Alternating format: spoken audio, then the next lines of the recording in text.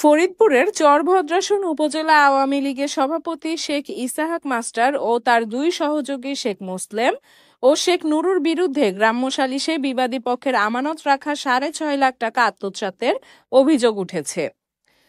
জানা যায়, উপজেলার ছোট গাজীটা গ্রামে শেখ আলমগীর হোসেনের সৌদি আরব প্রবাসী ছেলে শেখ মিরাজ গত ৬ মাস আগে ছুটিতে বাড়িতে আসে। এ সময় আনার আবু সাইদ নামে মিরাজের এক সৌদি প্রবাসী বন্ধু তার স্বজনদের জন্য কিছু স্বর্ণালংকার দেশে পাঠায়।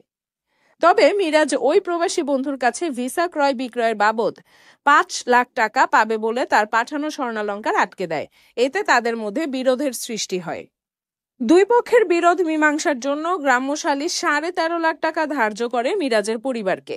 ধার্যকৃত পুরো টাকা সালিশের সভাপতি ইসাহাক মিয়া তার নিজের কাছে আমানত রাখে। পরে বিবাদীকে না জানিয়ে বাদীপক্ষকে মাত্র ৭ লাখ টাকা দিয়ে বাকি টাকা রেখে দেয়। ফলে কিছুদিন পরে বাদীপক্ষ বাকি টাকা আদায়ের জন্য বিবাদীর নামে পুনরায় মামলা দায়ের করে বলে জানা যায়।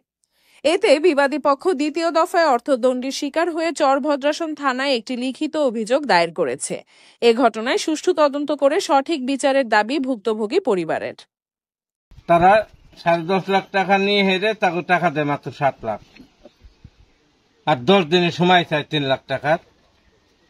তারপরে সালিশের দিন আরো ১.৫ লক্ষ টাকা দাবি করে নেওয়ার পরে আর একটা বাবদে থানার বাবদে কই নেয় ১,৫২,০০০ টাকা, ১৩,৫২,০০০ টাকা নিয়ে তিন টোটালে। পরবর্তীতে আমরা জানতে পারি যে টাকা দিচ্ছে ৭ লাখ। এরপরে আমরা ছেলে বিদেশ দেওয়ার পর আমার ছেলের নাম এলো, ওই পার্টি একটা মামলা করে। মামলা করার পরে আমরা থানায় একটা অভিযোগ করি। অভিযোগ করার পরে আমরা এই পর্যায়ে বর্তমানে আছি। এখন তো সালিশের কোনো বিচার আমরা পাইনি। ৬.৫ লক্ষ টাকা আরো টাকা চান পাবো, এখন বেশি নিচ্ছে আমার কাছে। আমি এটা সমাধান চাইতেছি। রঙিন কাপড়ে দাগ, নো টেনশন, এক বল কাপড় আর এই সামান্য পাউডারই যথেষ্ট।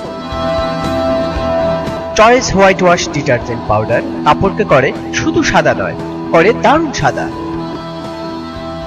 রঙিন সংসার করে তোলে আরো রঙিন। সাদা দাদা choice White Wash detergent powder.